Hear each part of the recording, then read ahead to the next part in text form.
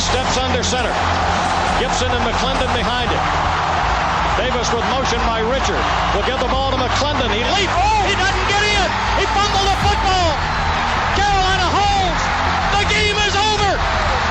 And Carolina has won the game. Finley to throw. Over the middle, intercepted. Wolford again. Wolford the other way. At the 30, the 40. Wolford to midfield. Miles Wolford with the pick. The heels on the doorstep of an enormous victory. Left side of the line. Hood standing to Williams' right. Williams gonna throw. One-on-one. Davis has it. Touchdown. Carolina wins. Carolina is the Coastal Division champion. Bernard fields it at the 26. Heading to the far side. Gio at the 35. Gio, he's at the 50. No, he's not. Yes, he is. Gio is going to take it for a touchdown. Are you kidding me? Connor Barth for the possible win. Snap, spot, kick away, high enough, long enough. It's good! It's good! Carolina has won the game on a 42-yard field goal by freshman Connor Barth. Good gosh, dirty! This is the Heel Tough Blog Podcast. Guys, and welcome to another edition of the Heel Tough Blog Podcast. It's your host, Anthony Pagnotta, with you guys as always, alongside me, Josh Marlowe. Today, as the Tar Heels are now within 2 weeks from the start of the 2021 season, when they will, of course, travel up to Blacksburg, Virginia to take on the Virginia Tech Hokies. Today, not quite diving into that game just yet. Still a few more things that we've got to get done before we end up doing that, including we're going to play a little bit of a game of over-under in terms of things that could happen this upcoming season.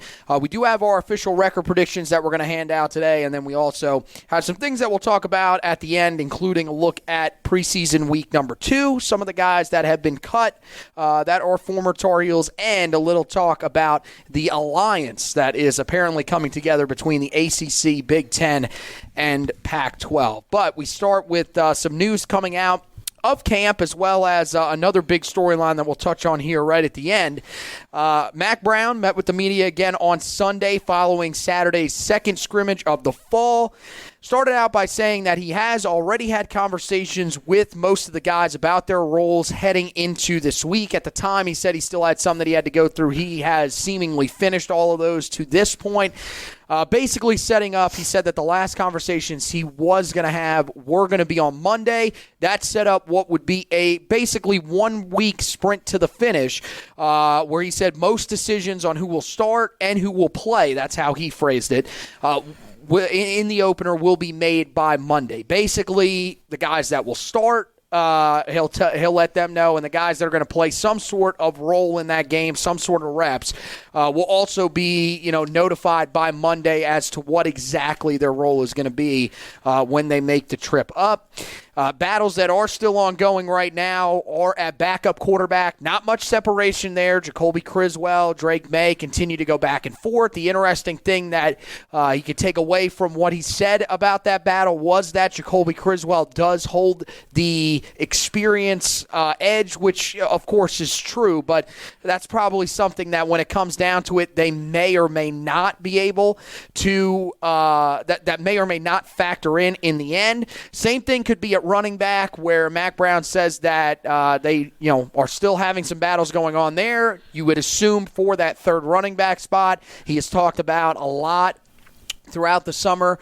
He's hoping that this group looks similar to the one in 2019 when it comes to the skill positions. Looks like the wide receivers are starting to look like that.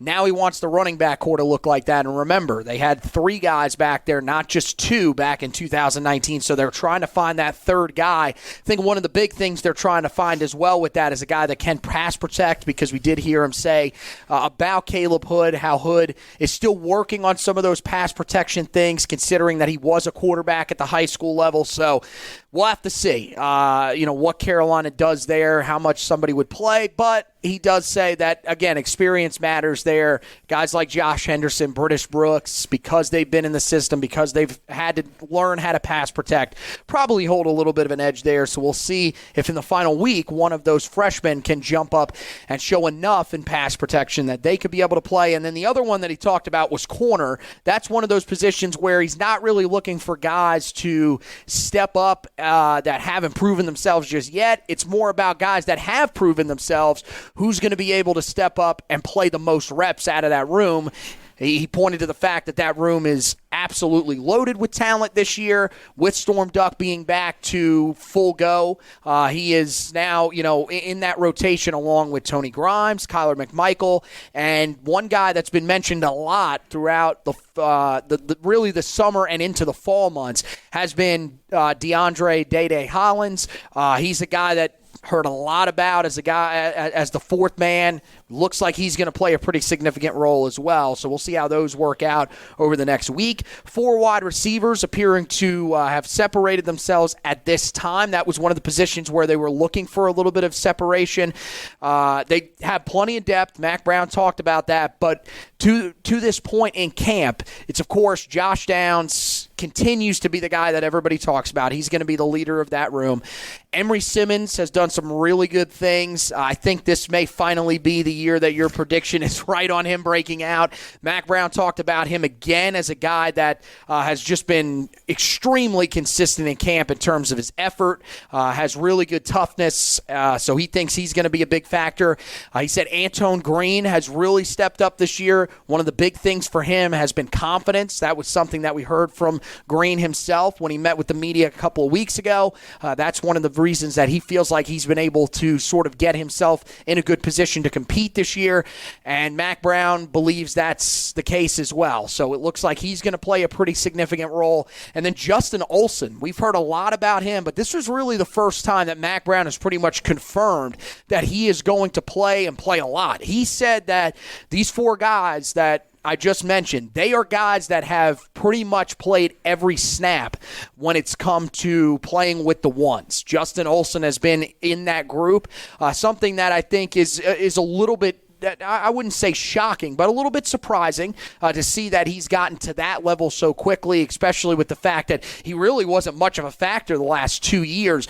But now he's a guy that they really like on the outside. He's somebody that they're going to take advantage of him being able to catch the deep ball. That's something he's done a lot so far in camp.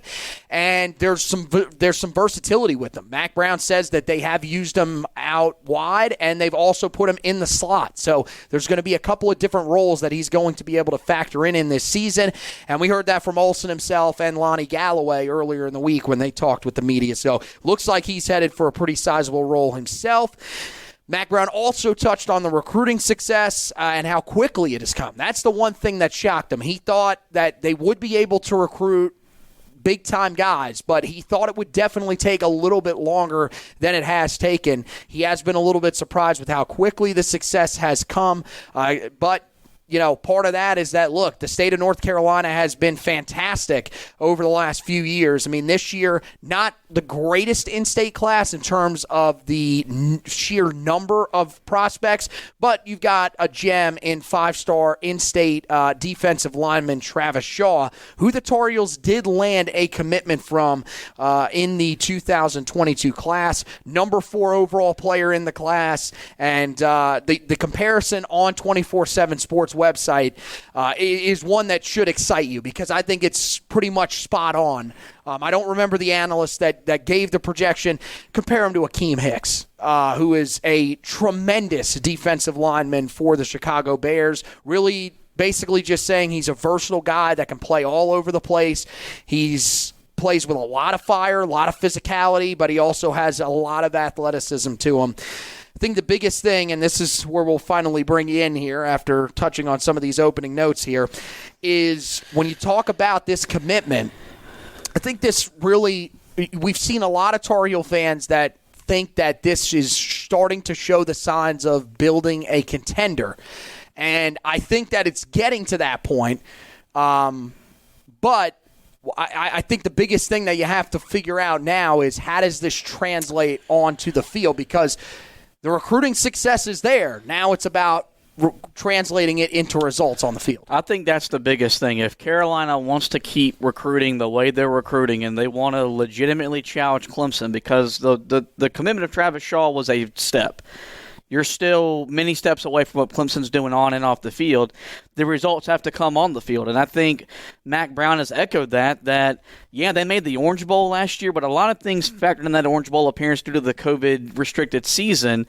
They've got to win. And if they can win big this year, and then if they can win big, I think post Sam Howell, because we credit a lot of this to this success, and even Mack Brown does. Mm-hmm. You flip Sam, that changed everything. That's what started it. He mentioned that again in the press conference the other day. Without Sam, none of this would have been possible, because in-state guys see a guy like Sam who was committed to, at the time, a place in Florida State that still had a good reputation. Yeah. They're saying, hey, if he thinks that he can do it here, maybe I can. So if this program can take the next step this year, make an ACC title game, make another New Year's Six bowl game, it's easier to get a couple more of those 5 stars to come play here and get the kind of talent and the depth you need to play with the Clemsons, the Alabamas, the Oklahomas.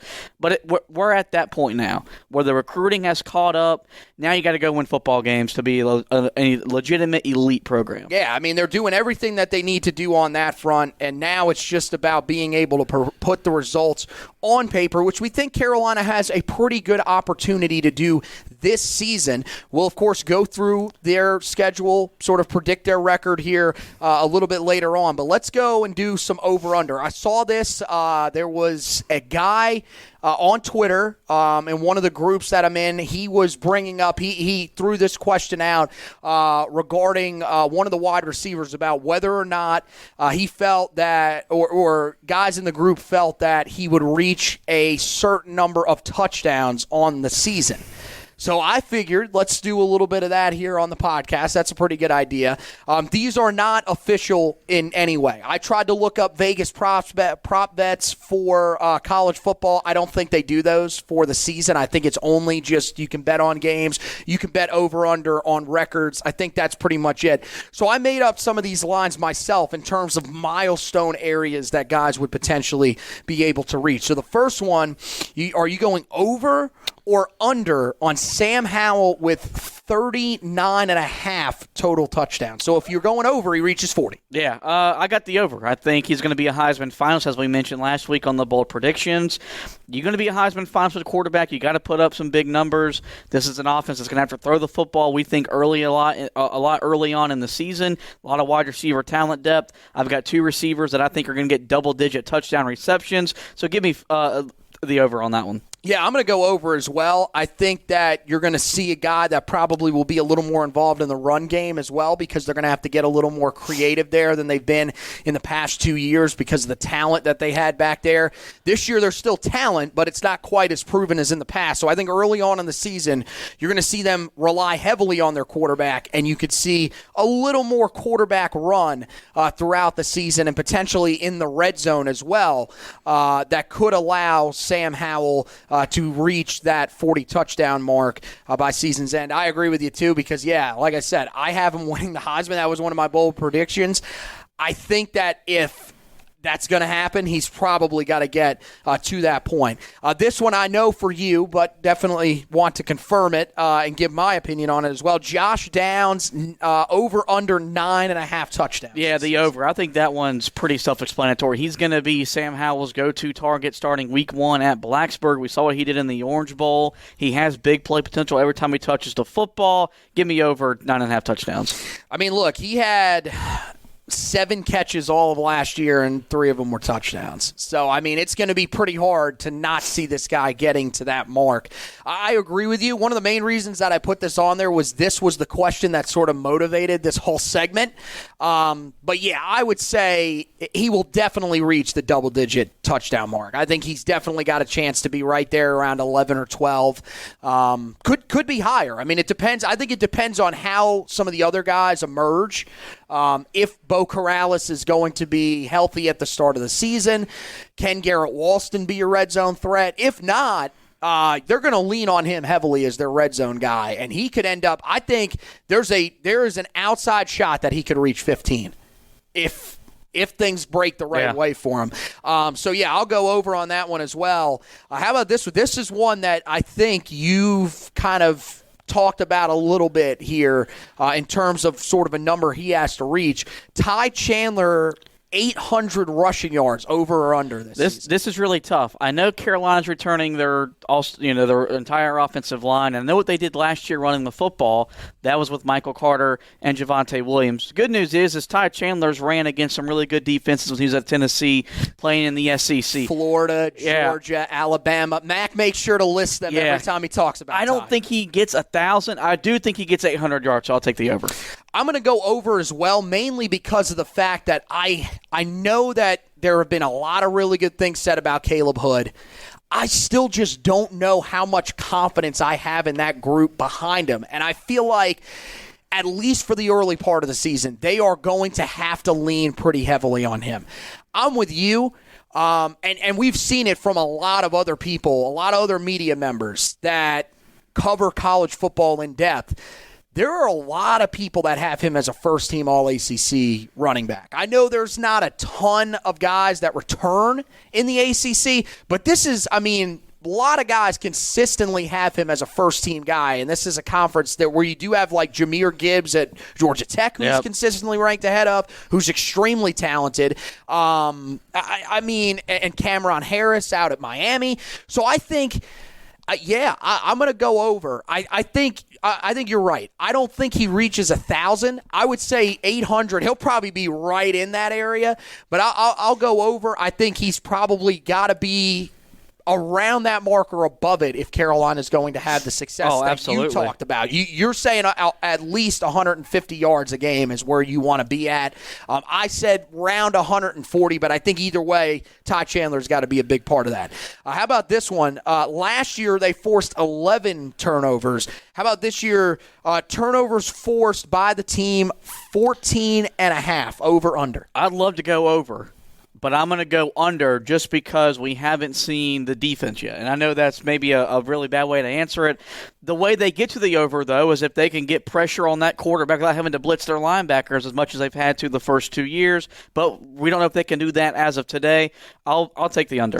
I'm going to go with over here, and I'm going to go with that because I think there's going to be a lot more rotation this year on defense. You're going to, and we've heard this mantra from Mac Brown a lot here throughout the fall. Fewer plays, more production. I feel like that is what you're good. That's the reason why this has a chance to happen, because you're going to see fresher guys consistently throughout the game. It'll allow them to take some of these risks and potentially create some of these turnovers, especially late in games where normally a lot of your guys would be worn down. So I think it's one of those ones that's going to be really tough to get to, because it's felt like really since that 2015 season where Carolina was just able to create so many turnovers under Gene Chizik, they haven't really been able to force a lot of turnovers, and that's an area where Mac Brown says they've got to improve. I think they do this year with the sheer amount of depth and rotation that they're going to use, keeping guys fresher. I think that allows them to get there. Final one that we'll do here before we turn to the record predictions. Team scoring defense. Last year, right around 29 points per game. Scoring defense this year, 25.5, over or under. I'd love to say under. And I think they should go under, but basing off of what they did last year, and you got to remember, you're returning 10 of those 11 stars in that Orange Bowl. You still gave up 41 points in the Orange Bowl. So I'm going to go over as of today. But I think Carolina's built to win shootouts. What's really going to decide that number for them is that stretch of Florida State at home, Miami at home, at Notre Dame, and then Wake Forest. Last year, Florida State, Notre Dame, and Wake Forest really exploited this defense, put up big numbers against. They gave up 26 to Miami. If they can hold their own, though, they can hold that number under. Yeah, I think. Since I mean, you got to go under because you think this is a top 25 defense. I think so. I mean, yeah, that's where I'm at with this. I think the schedule also lends somewhat well to this being able to happen. You get Virginia Tech early in the season, a team that's put up a lot of points on you, but usually that first game of the season has a chance to be pretty ugly. You get Virginia at home, so that's one of those offenses where they're really not all that electric. 38 in your own building 2 years ago, though. Well, that offense was better than the one they played last year and they got destroyed by. Hopefully, you would imagine that this year, though. I mean, look, Brennan Armstrong is a solid quarterback. I don't look at Brennan Armstrong as a guy that should be killing you. He did last year. He did. You've got to find a way to slow that down. This year, you also will hopefully be a lot deeper in that game than you were when you faced them a year ago. Florida State, again, you get that game at home. You would hope that you can hold them to a decently low number, especially if they have the struggles that they've had in the past on offense. Notre Dame could be one of those games that could potentially be an ugly game just because, I mean, you look at who they are replacing Ian Book with, the way that they're probably going to win games. I mean, Jack Cohen he had some moments where he was all right at Wisconsin, never really all that great of a quarterback there. There's a reason that he transferred out of that program and ended up at Notre Dame. I don't think that offense is going to be all that electric. That's going to be a team where if they're going to win because of their defense. And then, even some of the games late on the schedule, Pittsburgh's one of those games on the road that you get where you always seem to be, especially in their place on Thursday nights, it's low-scoring battles. So I feel like the schedule sort of lends to you pretty well there. I feel like, just like I talked about with the turnovers, the fact that you're going to have a lot more rotation, you're going to have a group that is going to be a lot fresher late in games. We saw it late last year. This was a team that ranked inside of the top 20 in a lot of statistical categories late in the season when they started rotating guys at a pretty sizable level. This year, they're going to be able to do that right out of the gate because last year, the main reason they couldn't do it, a lot of their younger guys didn't have a spring. So I think that's really going to help them this year. I've got them under 25.5 points per game this year. So let's go to the official record predictions for this year. So we'll go through each game. We'll talk about it shortly. We're not going to go quite as in-depth as we did when we did the breakdown of the schedule earlier on in the offseason. Some things have changed with some of these teams, but a lot of it remains relatively the same. But let's take a look at it. Of course, it starts on September 3rd, as we've been talking to you guys about a lot here for the past month and a half, up in Blacksburg. It's a Friday night game, 6 o'clock kickoff, in what is expected to be one of the crazier environments on opening week to start the season. What do you think for that week one matchup there, buddy? Starting us off with a bang. Carolina, I think on paper is a better football team. I think they got the better quarterback. They got the better talent at the wide receiver, running back position. They got the better head coach. Carolina and Blacksburg, they don't mix very well. We've won twice there since the Hokies joined the ACC. Sometimes we lose heartbreaking fashion like we did in Sam Howell's freshman year. Then some years we go up there and we're not competitive. I think Carolina's going to compete because I think we're too good to get blown out by a team like Virginia Tech. But I think a lot of this favors Virginia Tech. It's a Friday night. As big a high school football is in the state of Virginia, everyone that can be in Blacksburg is going to be in Blacksburg. That environment is going to be something else, something that Carolina hasn't really seen because of last year's COVID year. And we saw what this team looked like in a half-filled Doak Campbell Stadium down in Tallahassee. They were shell-shocked. I think Virginia Tech's going to win a ugly, low-scoring game, kind of like what happened when Carolina lost to South Carolina a few years ago here in Charlotte, where Carolina probably more ways than once beat themselves. But I do think we lose week one to start the season. I got them winning that game. I think going into that environment is going to be extremely tough. The good news is that the mindset around the team seems to be pretty good. They're excited for the opportunity. Doesn't seem like a lot of guys are really fearing the opportunity.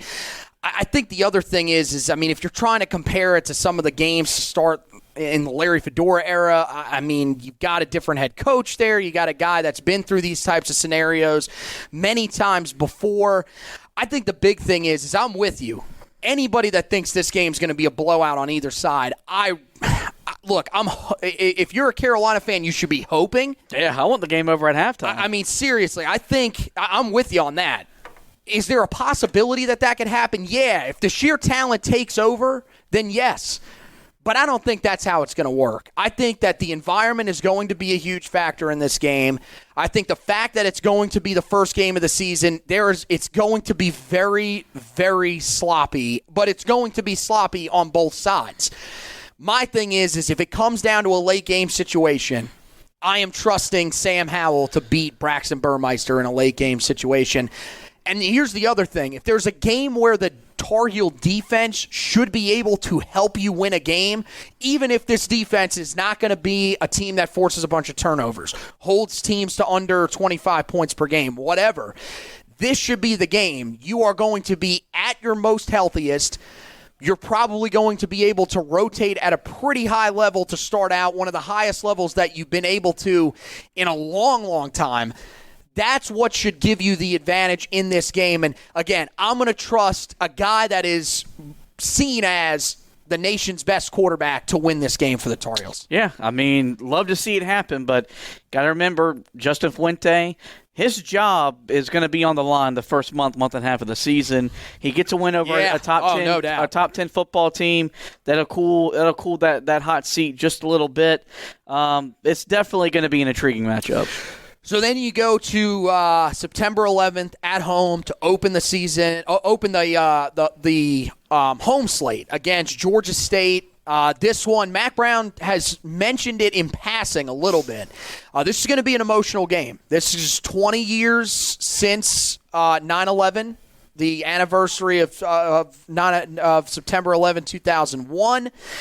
You would imagine that game is going to have, I know they already have had a lot of first responders that are going to be in attendance. I believe they're giving away free tickets or definitely discounted tickets, I know for sure, for that game. Home opener, look, Georgia State is clearly not the toughest opponent on Carolina's schedule, but you would feel like, especially if they win that game against Virginia Tech, I don't really think it matters if it's ugly, if it's a blowout.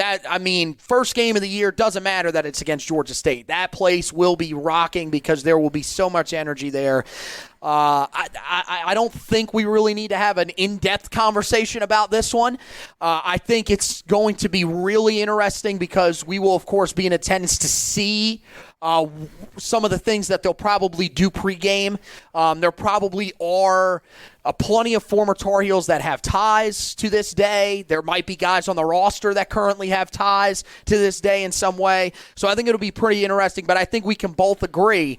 Look, Georgia State is a team that's middle of the pack in the Sun Belt. They're not a terrible football team, but they're still a team that Carolina shouldn't have much issue with, and they should win this game pretty easy. Yeah, they shouldn't. Whether they're coming off a big-time win and you worry about the letdown, or you're coming off a hangover with the loss if you lose at Virginia Tech. Packed house, and Kenan Stadium's going to be pretty electric. The pregame is going to be one of the most memorable probably in the history of this program. Late night, you got Sam Howell. I think it'll be a blowout win. Go Heels, go America. We're on to Virginia. Yeah, this is a 7:30 game. I'm not really sure why. I'm going to be honest with you. I love night games. I love night games when I'm not in attendance. First, here's the thing. I love night games for big games. Is Georgia State really a night-worthy game? This is the ACC network trying to get those sponsorship dollars. Yeah, look, they're trying to get their best teams in prime time. Really, your best teams are Carolina and Clemson, maybe Miami. That's pretty much all it. I'm saying is I hope Clemson plays Furman, whoever they play before they play South Carolina. Make that a night game so it just evens out. Yeah, there you go. So then you go to the next week. Carolina stays in Chapel Hill. They take on Virginia. This has got to be the year, right? This team, I know that they've lost the guy that has absolutely destroyed Virginia's defense over the past few seasons in De'Ami Brown. This is still a game that you got to win this one. I understand that Bronco Mendenhall is a heck of a coach. He's done some good things with Virginia. There were some rumors that apparently some people want to move on from him there. That one just blows my mind. I don't get that.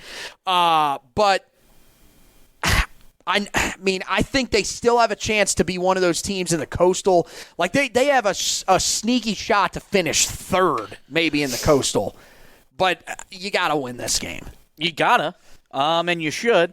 I think Carolina wins, but, I mean, look, I've harped on this aspect for the whole summer when discussions have been brought up about this team and all the hype around them. They played Virginia at home 2 years ago. Whoever won that game had the inside track to the ACC title game. We got beat by Bryce Perkins and an offense that jet sweeped us for 38 points and over 400 yards.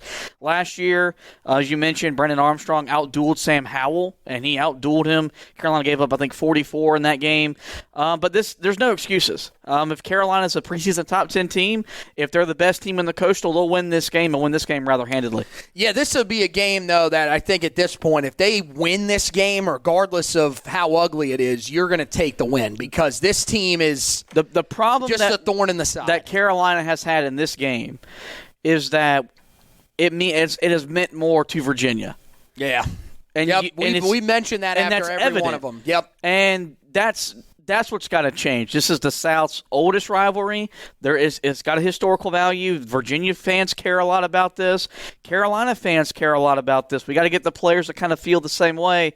But this is a game Carolina should win. Well, the other thing is this is another game, and Mac Brown mentioned it in his press conference this week about Virginia Tech. This is another team that their mobile quarterbacks have just killed Carolina, and you have got to be able to slow down these mobile quarterbacks.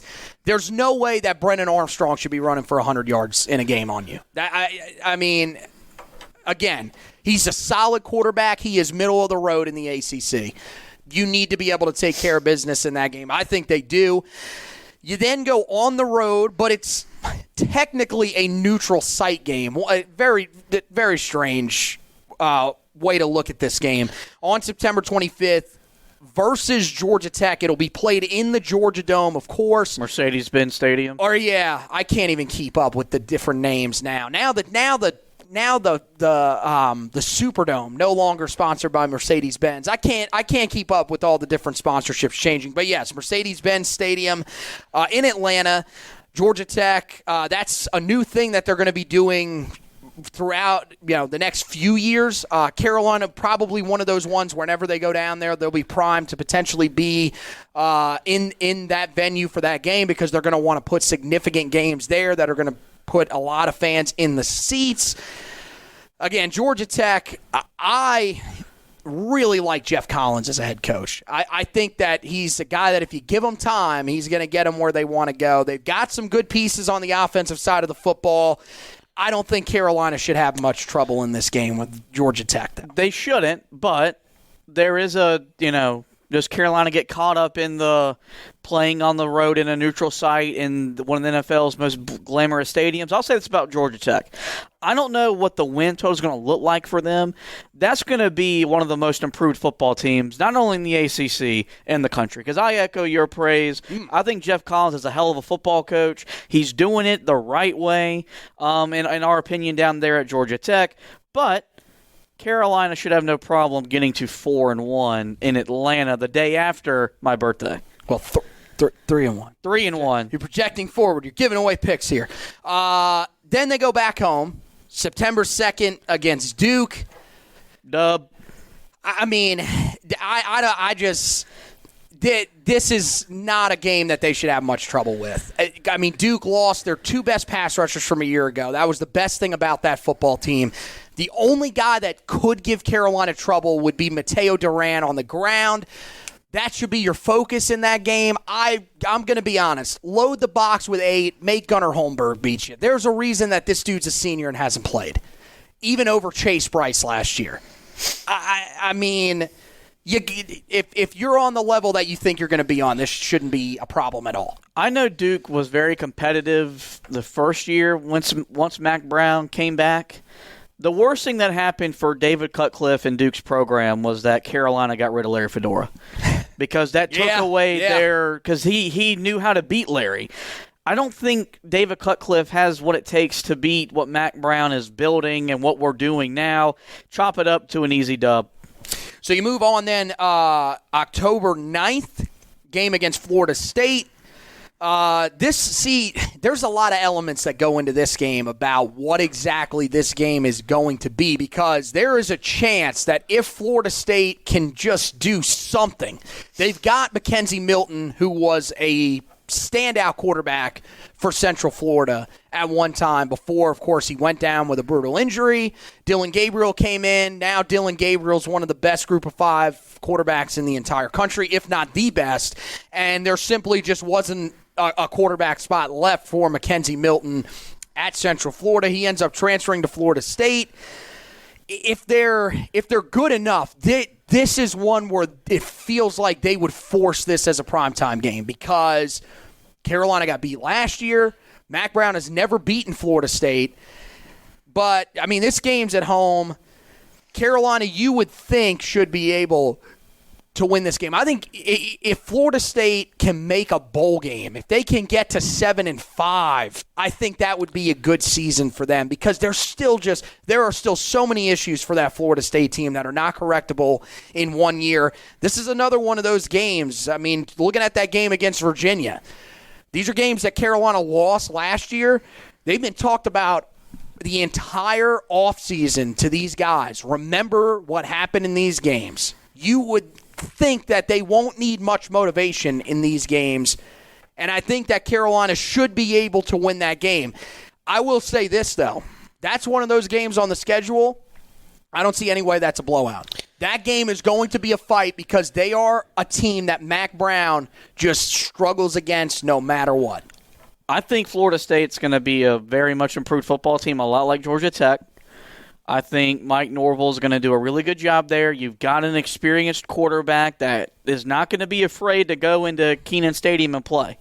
Well, the biggest thing for him, he could have a really great season if they protect him. This is a guy that needs protection, because he's coming off one of the most brutal injuries we've ever seen. So, this is a game Carolina should win. Mm-hmm. It's a game Carolina should have won last year, but they went to Tallahassee at 7:30, 8 o'clock, and they looked like they were shell-shocked by the environment. Well, they were way too confident in themselves anyways. Mac Brown said that. They thought they were the number 5 team in the country. As Mac Brown told them beforehand, and they found out, they are not the number 5 team in the country. There are 2 conferences that weren't playing. One thing I hate as a fan is now we play Florida State back-to-back years. And now, granted, it's cool because that's a program Carolina should measure itself against in terms of success and all that in this conference. It just sucks for us because, why couldn't we have played Florida State when Florida State was Florida freaking State and they were really freaking good? Nonetheless, going to be a great environment in Kenan Stadium.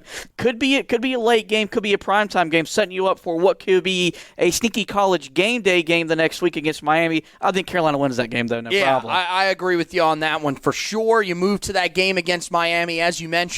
This is another one where it really just depends on what the rest of the week looks like and kind of what the results are beforehand. I think that if Miami lost the first game of the year and then won out up until this game, no doubt this could still be a game day. Yep. I'm going to be honest. I think even if Carolina lost to Virginia Tech, this could still be a game day game depending on what exactly is ahead of them on the schedule. Yeah, this is probably going to be the one that decides the Coastal. I'd be stunned. I know there are some people that really think Pittsburgh could be pretty good this year. I've never been a guy that's understood the Kenny Pickett hype. We'll talk about him here in a minute, but I think it's these 2 teams, and there is a gap between the other teams in the Coastal. So this is probably going to decide the ACC Coastal. Miami clearly is not going to be happy about what happened last year in their place. Primetime game more than likely in some capacity. I don't see any way that this is at least not in the same time slot that it was last year, and probably on the same stage. So I think, there's going to be definitely some pressure, but I feel like it could be on both sides by this time. We'll just have to wait and see. Carolina's had a lot of success against Miami. That's the one team that since coming over from the Big East, a lot of those Big East teams Carolina has struggled against. This team, they have not. They've done a pretty good job of holding their own. Larry Fedora was a guy that pretty much had their number. Mac Brown has gotten off to a good start against them as well. with the game at home, I feel like Carolina wins this one, but this one's going to be a lot closer than it was a year ago, I think. I think Sam Howell outduels De'Ara King, though, and the Tar Heels get a big win over Miami. So I'll give you a little history lesson here on the Heel Tough Blog podcast. Carolina's looking for their third straight win over Miami. The last time that happened was from 2007 to 2009. Two of those wins technically didn't happen. Carolina had to vacate them after the NCAA investigation. Prior to that, it happened back when Carolina beat Miami in 1946, 1952, and 1957. So it's been a long time since Carolina has legitimately beaten, on paper, Miami 3 straight years. Look, it's a home game. This is the de facto ACC Coastal champion or the ACC Coastal representative game, barring significant injuries to either squad.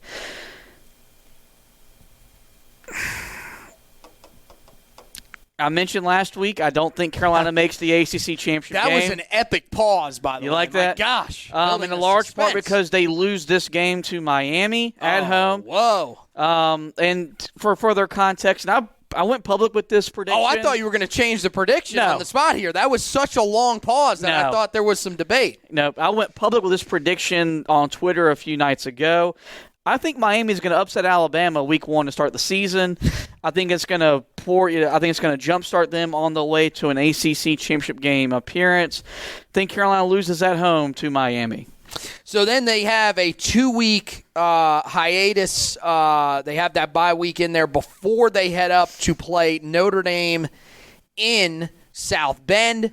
So, I mean, look, again, this is another one of those areas on the schedule that kind of works out for Carolina. This is the game that you probably want to have 2 weeks off for to prepare, get everybody about as healthy as you can get. Because, look, the game against Miami is going to be physical. Yeah, they've got to be emotional. Ready. They've got to be ready for that. So to have that week in between to recollect yourself, try to get as healthy as you can before you go up to South Bend is huge. I think this Notre Dame team is definitely more vulnerable than they've been the last few years. I don't trust Jack Cohen as their starting quarterback. I don't. There are some people that think they could make the college football playoff again this year. It's very few, but there are some people that still think they're going to be on that level. I don't think they're going to be there, not only because of the quarterback. They have to replace 4 out of their 5 starting offensive linemen. With that being said, they're still going to be a good team. And a down year for them, I don't think they're going to get to the point where they were a few years ago where they were winning 4 games. That's not going to happen. I think they'll probably be around 9-3, maybe even 10-2, which will have some Notre Dame fans disappointed. This is probably the best chance that Carolina's had going up there to win a game there in a long, long time. Honestly, could be their best chance ever to win up there. At the same time, they've won 1 game all time against Notre Dame. I don't see how they are favored going into this game in the preseason, especially considering the fact that Notre Dame is ranked ahead of them in both polls. That is really blowing my mind. And this is the game that I think Carolina will lose on the schedule. I think it's a game that if you told me Carolina won, I would not be shocked. But I really think that going up to Notre Dame, having to play there in what it's already slated as a primetime game, will be an extremely tough task for this team. But I'm going to tell you, if this team is undefeated and they go up there and win that game, does that not feel like one of those games where Sam Howell would put on his Heisman moment and really show that Carolina is for real and in the thick of the college football playoff hunt? The back-to-back games against Miami and Notre Dame will make or break his Heisman candidacy, legitimacy, or not. I think Carolina's going to lose this game for a lot of factors that are really out of their control. They don't win in South Bend because not many teams go to South Bend and win. It's going to be a night game. You mentioned you don't trust Jack Cohen. I don't think you have to. I think you trust what Brian Kelly has done the last couple years. He has rebuilt Notre Dame to where they are legitimate year in, year out. They've got the depth. They got their physicality and is enough that could still probably give Carolina fits. We saw that last year where they basically beat us up at both lines of scrimmage. But an interesting thing, you mentioned Carolina has the bye. Notre Dame faces it's either 5 or 6 straight opponents that come off a bye week. So it'll be interesting to see how Carolina handles that and what Notre Dame has done facing teams that have a lot of preparation to go into that game. But I think Carolina loses to fall to that'd put them at 5-3 for me. So then you've got the game at home against Wake Forest, second straight year that Carolina is playing that game at a conference. Yeah, this is a non-ACC game against an ACC opponent. This is the last time, as of right now, that this will happen. And with the alliance that we're going to talk about here later, I would be stunned if it ever happens if it happens again. This was done because Carolina wanted to play them more. I do think it's something that needs to be played more because these games have been pretty interesting, for sure. There is definitely a bit of a rivalry here. I'd rather play Wake Forest than Louisville, Boston College. Oh, no doubt. No doubt. And those schools. The only problem is if you secure that as another rivalry game that you play, that means you play the same schedule every single year. Or just move Wake Forest over to our side of the division. Could happen. And just send Pittsburgh over to the Atlantic. I'm not going to be too upset about that. Well, that's something that we would have to talk about in a completely different edition of the podcast. But, this is an out-of-conference game. Wake Forest, this is one of those games at home that I think kind of flies under the radar. I think it fits right in the same area as that Virginia game, where this Wake Forest team has given Carolina fits. Beat them 2 years ago. And then, should have beat us last year. Last year, put up a ton of points. Sam Howell just went off in that game. That's the only reason Carolina won that game. This year, look, Sam Hartman comes back for them. Their offense is still going to be really, really good. I don't think they're going to be as potent. I forget which receiver. I believe it was Donovan Green, who was supposed to be their number 2 guy. Ja'Cory Roberson is their number 1 guy. But I believe Donovan Green went down with an injury, so there's potential that they're not going to be as lethal as they were last year. This is still going to be a really good offensive team.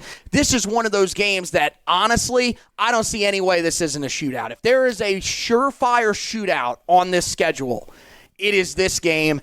I think Carolina wins, but I do think that this is going to be a game where Wake Forest is going to hang around and play Carolina tough. Dave Clawson is the best coach in college football that doesn't get enough credit for the job he's doing at Wake Forest because good thing you ended that sentence because I didn't know where you were going with that one. Because he's a really good football coach, and it's really freaking hard to win at a school called Wake Forest. We saw what they did last year in Kenan Stadium. They had Carolina down 21, 24 points. Sam Howell turned into God, came back and led Carolina back to a victory. Don't think Carolina's got to do that this time. I think they'll be able to, at that point, I think they'll be able to run the football a lot better.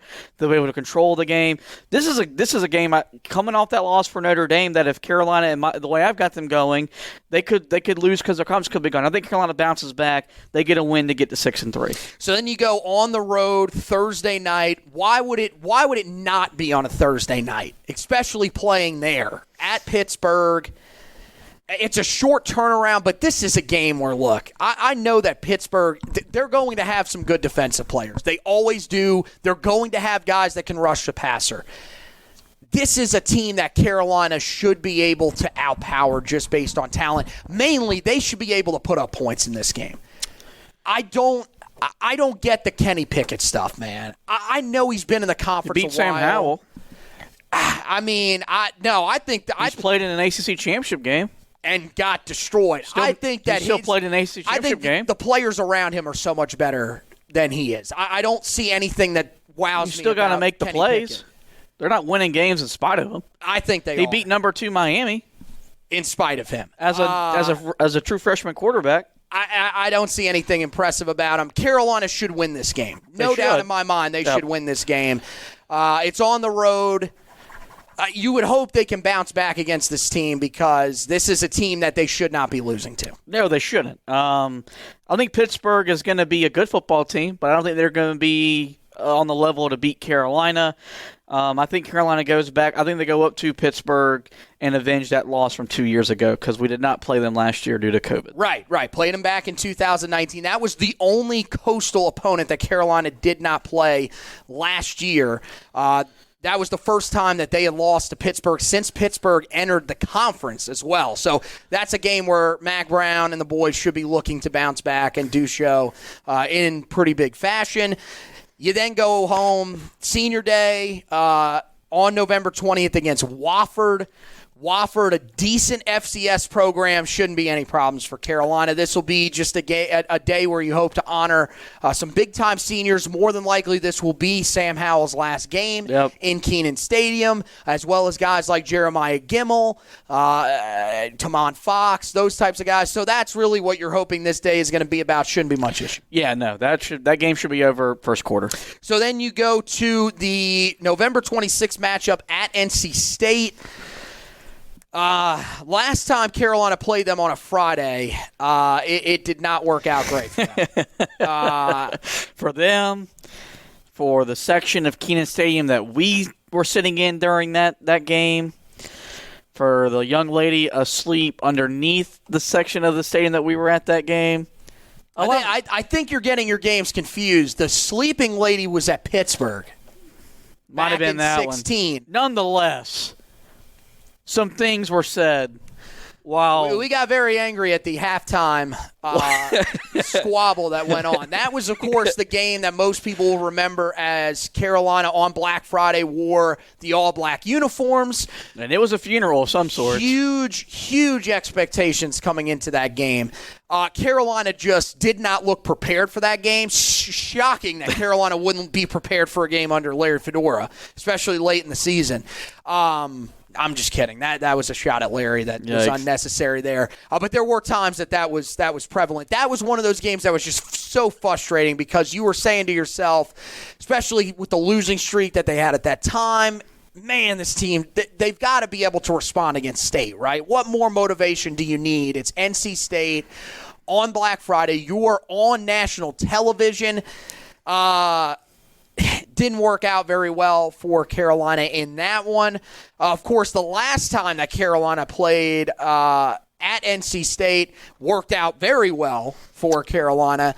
They destroyed NC State last year. A lot of people have said this year that this year's going to be different. NC State has Devin Leary. That was the reason that they weren't competitive in that game against North Carolina last year. If he was playing in that game, it would have been a much different game.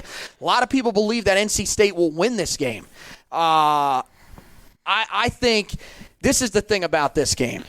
Do I think that Carolina is going to blow them out the way that they have the last couple of years? Probably not. I think NC State has the best linebacking core in the ACC. I hate saying that.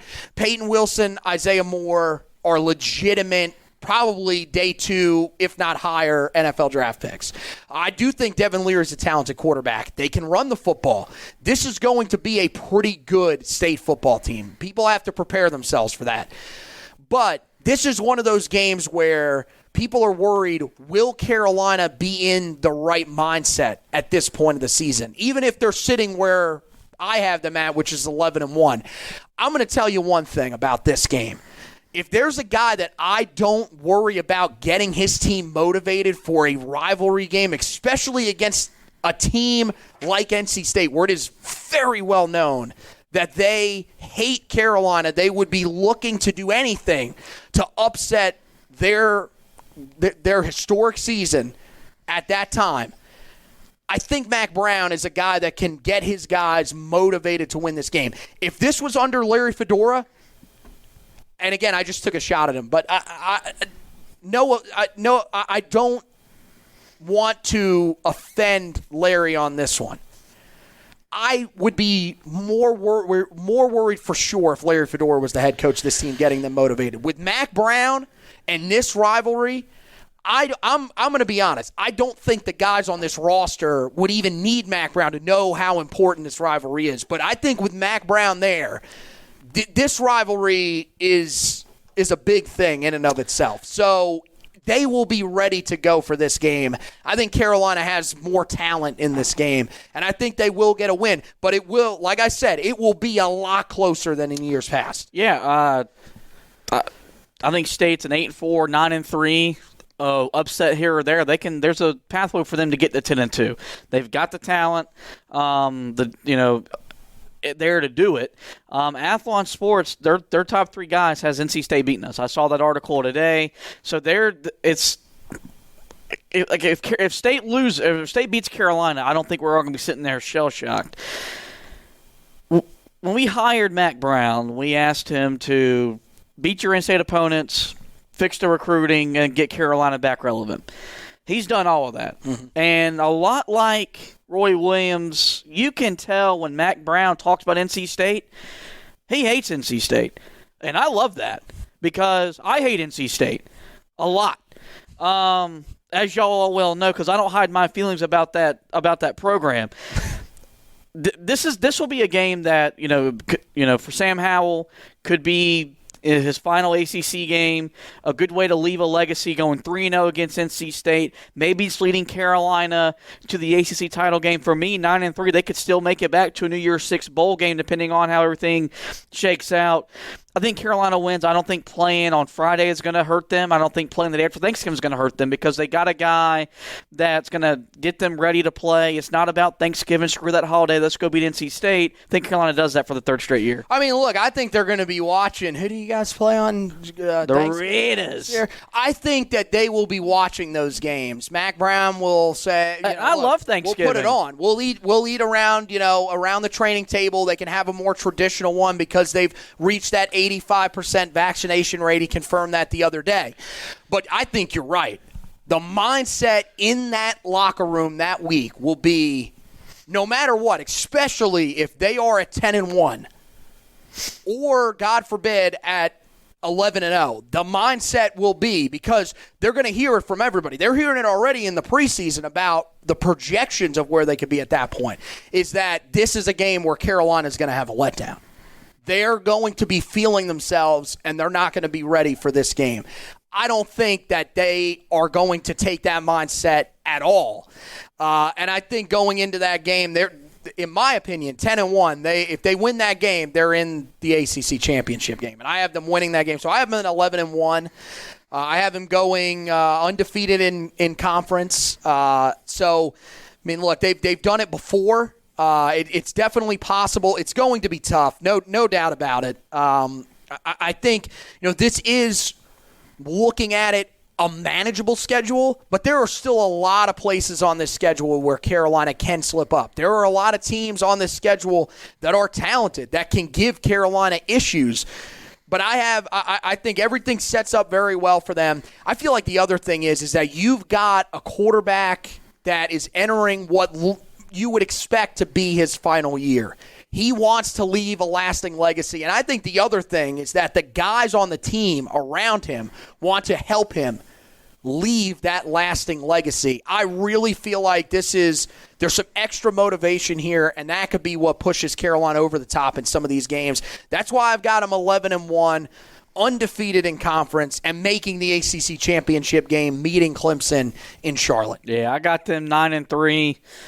6-2 in league play, losing at Virginia Tech, losing to Miami. Games that are very winnable, but also very losable. And with those results, I don't have them making the ACC title game. I do think Miami winds up in Charlotte, and I think that could set up for an interesting scenario where does Sam Howell contemplate coming back and finishing what he started, or does being the number 1, possible number 2 quarterback in the NFL draft, is it too hard to say no to, and he goes on to college? Nonetheless, I've made this statement that if Carolina doesn't make the ACC championship game this year, the season's a lost season. And I think it is, barring significant injuries or something, or a COVID-related issue.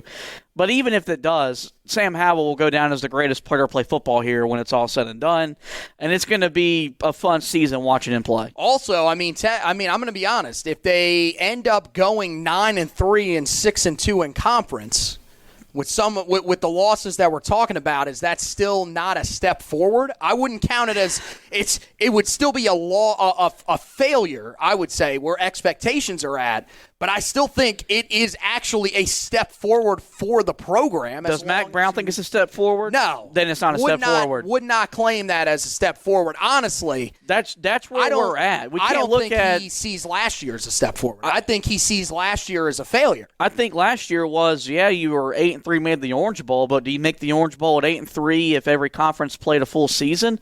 Probably not. So. Well, in the ACC, yeah, you probably would, because even if the ACC was like it was normally last year, Carolina would have made the ACC title game, probably would have gotten beaten. I would have been very shocked, although I guess technically you never really know until they put the pads on. I don't think they would have beaten Clemson. They probably still would have ended up in the Orange Bowl, though, because of the tie-ins with that. But look, I know Mac Brown signed an extension, and he's going to be here for a little bit longer than we thought. The clock's still ticking. So any year that Carolina doesn't make it to Charlotte and they're not in the college football playoff discussion in November, for him it's a lost season. So, that's what I'm saying. So for us it's a lost season. I still think it's a lost season. But I think that if you continue to win more games, it's still a step forward. That would then set you up for the next season, which I think regardless, although it is going to be tough with the fact that they are not going to have Sam Howell, the expectation in 2022 will no doubt be to win double-digit games and win the ACC. Well, and I alluded to probably that, rather handedly. I alluded to that last week on the bowl predictions. I think Carolina's getting there. I think when you get in another recruiting class and you get these freshmen, I think they're 1 year away. So I think they're going to get there. And I'd want to do it with Sam Howell because he's Sam freaking Howell. But I think it's 1 year away. Well, yeah, we'll have to wait and see. Josh 9-3, 6-2 in conference. Me 11-1. 8-0 in conference. Let's head to some of the closing notes here on the show for this week. This is where we'll talk about the Alliance. I'm not going to spend a ton of time on this because this is still in the very early stages. And how realistic is this? Jim Phillips said yesterday when they were doing the press conference on this, which, by the way, was one of the oddest things I've ever seen. Literally 3 guys sitting in front of a screen that said the Alliance behind them. And just basically 2021, baby, talking at different points. Basically, any question that was asked, all 3 guys gave their own separate statements. A very, very strange press conference. The weirdest part of the press conference was when Jim Phillips said that he and the other commissioners, being Kevin Warren and I cannot remember the Pac-12, the new Pac-12 commissioner's name right now. It is slipping my mind. But he said that those 3 guys had talked, they had come to an agreement, and that there is no need for a contract. The best part was Kevin Warren then backed that up, saying that he has a legal background, but there is no need for a written contract. He trusts these 2 guys so much. I trusted my ex-girlfriend to not leave me, but she did it twice. Seriously, dude, this is like you telling your friend, hey, man, they're bringing in donuts later on today when you were in, like, elementary school. I really like the glazed one. Can you pinky promise me that you're not going to take the glazed one if that's the last donut up there? The donuts come in because he, of course, says, sure. What happens? That's the last donut up there. What do you think the kid's going to do? Dude, no one's ever used donuts. In an analogy for betrayal. Okay, here's the other thing. Here's how you should know this isn't going to work. Greg Sankey and Bob Bowlesby sat in the same room to talk about the college football playoff expansion, to talk about the fact that they wanted 12 teams in, with Bob Bowlesby basically saying that, look, we want the Big 12 champion in, and we think that there's a good chance that we could get 2 teams in because we want 2 of our biggest brands in there, Oklahoma and Texas. Keep in mind that Greg Sankey at the time was talking to Oklahoma and Texas about coming into the conference. They do not care. Does not mean anything in terms of them breaking these contracts. I don't. Oklahoma and Texas are willing to break the contracts that they're currently in with the Big 12 and willing to pay however much money to go to the SEC, because the SEC makes that much more money, even with the money that this alliance could bring in if it's formed. It still probably would not equal what the SEC is bringing in. The SEC is on pace to bring in almost $1 billion this upcoming season. There's no way that you're competing with that. So people will be willing to pay whatever it is to get out of this if there is an agreement. Although, if there's no written agreement, what do you really have to go off of? I mean, it doesn't make any sense.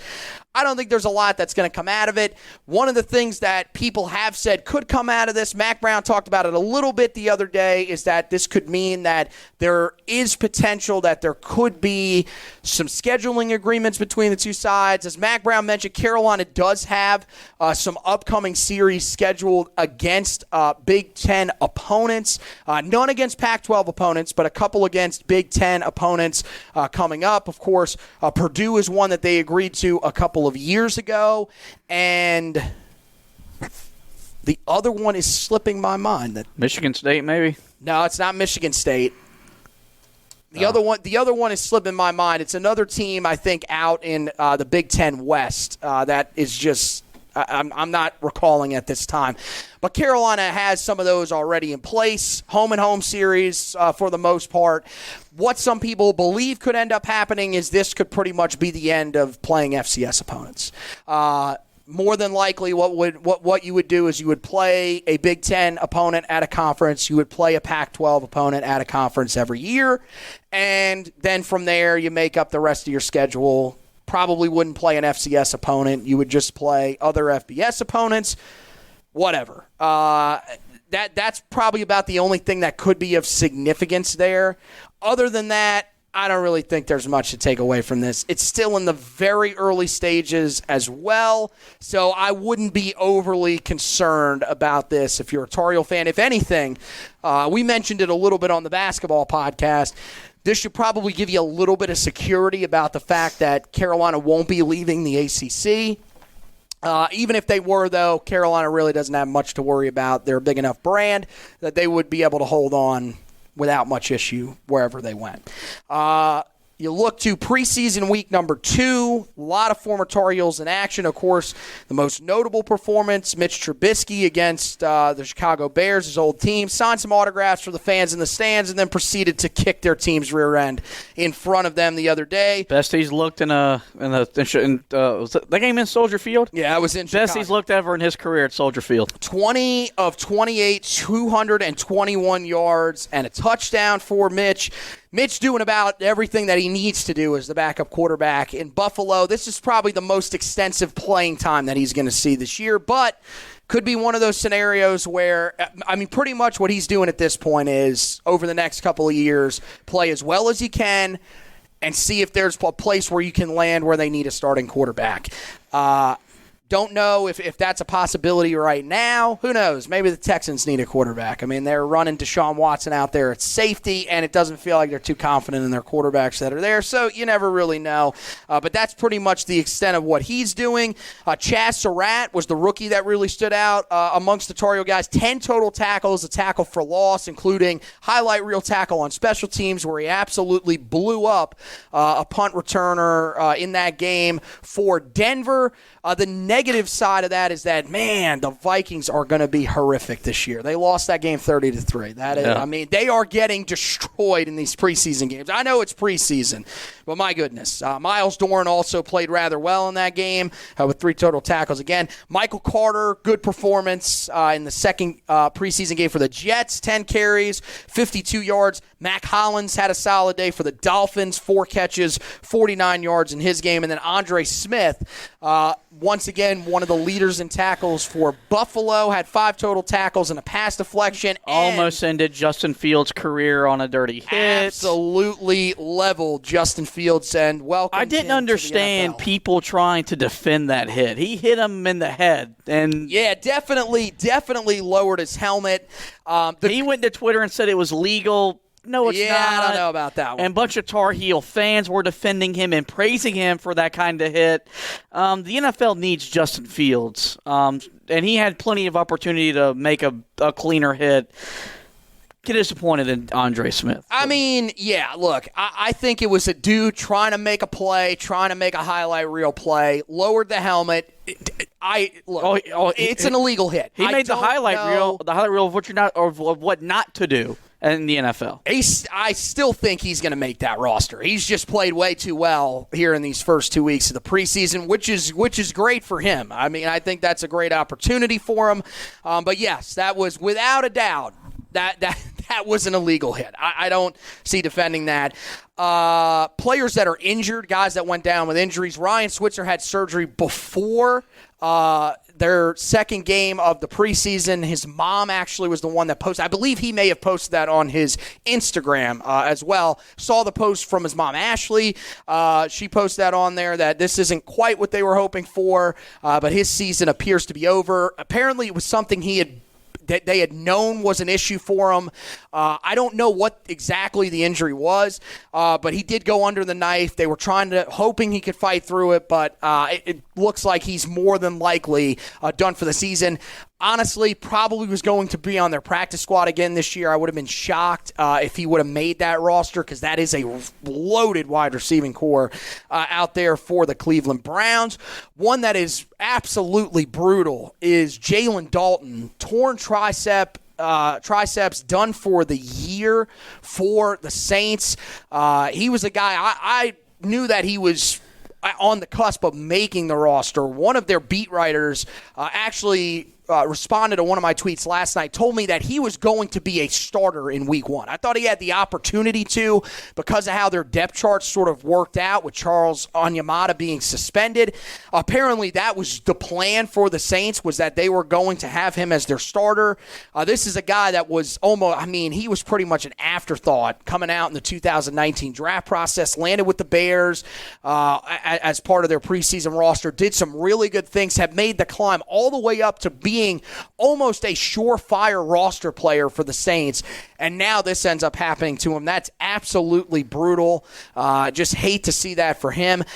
Players that were cut during this time, R.J. Prince for the New England Patriots. He ends up getting cut. Bug Howard, who was kind of a late signee right before the preseason started for Buffalo, he got cut. Austin Proehl cut for the Los Angeles Chargers. That one was one that probably should have been seen coming. He did not play in their preseason game the other night on Monday Night Football. That was pretty much a telling sign at that point that he probably wasn't going to be able to stay on the roster.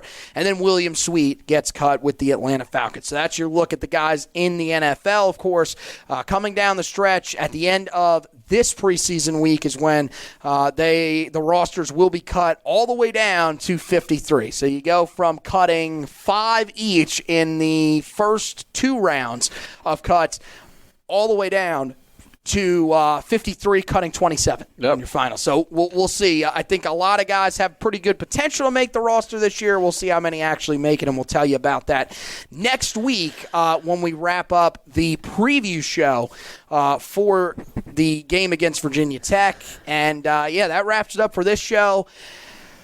Next week's huge, guys. We're going to start going in-depth on Virginia Tech. That's the week where we get prepared for that game. We'll have a full preview for you, tell you our expectations for the game against Virginia Tech. It'll be very similar to what we did last year. We'll tell you the guys that need to perform well. We'll tell you the keys to the game, all that kind of great stuff heading into that matchup, break down the matchup for you, and give you our official predictions heading into game day up in Blacksburg. Again, 6 o'clock kickoff on Friday. Make sure that you guys remember that. It'll be a crazy environment. Carolina has been preparing all offseason, though, for that environment, so we'll see how they look coming out in that first game. We'll also have you covered on the blog side of things with the preview heading into that game. It'll be an in-depth one where you guys will be able to see everything. We'll try to get some reports as to who is going to play. We've done the injury reports for the last few years in there, the projected depth charts, which we should be getting a depth chart somewhat soon here. It'll be probably an unofficial, or actually they should release an official one here pretty soon, but we'll see on that. Hopefully they do release that before the first game of the season. Mac Brown, as we mentioned, said that Monday is the time frame where he hopes to have a lot of that stuff figured out, so hopefully he will have something on paper that Carolina fans and we can look at to be able to break down for you guys on the site to have you prepared for that opening game against the Virginia Tech Hokies. Of course, after the game is over, we'll have the recap for you, hoping to get that up that night, as well as the trench report, stock report, all that stuff is coming back this year, so make sure that you keep an eye out on that, and that'll be the normal sequence of events once again this year. We'll have you covered throughout the year with all of those things each game week, so make sure that you are subscribed to the website as well as the Facebook page. That's where all that stuff is there. You can check out the Facebook page at Heel Tough Blog on Facebook. Also check out the Twitter page at Heel Tough Blog on Twitter. For all the podcast side of things, we put all of those on those social media feeds as well. You can also subscribe to the podcast wherever you listen to your podcast, whether it's Google Podcast, Apple Podcast, Spotify, any of those major sites. We are on those. We're also in the process of joining a network, so we'll let you know a little bit more about that when that is official. A lot of really great stuff that's coming on the podcast side of things for you guys, and we're still going to be doing the video podcast during the season, so make sure that you guys are tuning in for all of those. We were thinking about maybe potentially doing a special for the game against Virginia Tech, but not really sure that we're going to be able to do that with the fact that a lot of the COVID restrictions are starting to come back, and understandably so with the number spiking. So we're probably not going to be able to do something a little creative like we did a couple of years ago for the game against South Carolina. But we're still going to be doing the video podcast for you guys. We're going to be doing a lot of those live throughout the season as well, so you guys will be able to interact with us throughout the season. Send in questions, all kind of stuff like that, and we'll go through and answer your questions, all sorts of stuff about the Tar Heels as they roll through this extremely exciting season. So make sure that you are following along. Again, social media, the best place to do that. And if you want to follow us personally on those social media pages, you can follow me at HTB Anthony on Twitter, Josh at HTB Josh, and then, of course, you can follow our recruiting analyst, who we're still going to be in touch with because there are some recruiting storylines that are still, looking like they may be coming to an end here pretty soon. And Zach Hubbard, you can follow him at HackZubbard2 on Twitter. So that wraps it up for this edition of the podcast. Want to thank Josh for hosting with me. Want to thank you guys for watching and listening. And as always, go Tar Heels.